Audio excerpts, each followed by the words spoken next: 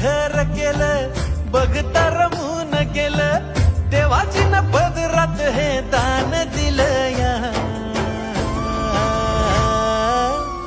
आभाळाला भेटाया धरणीनं जीवाचं रान केलं या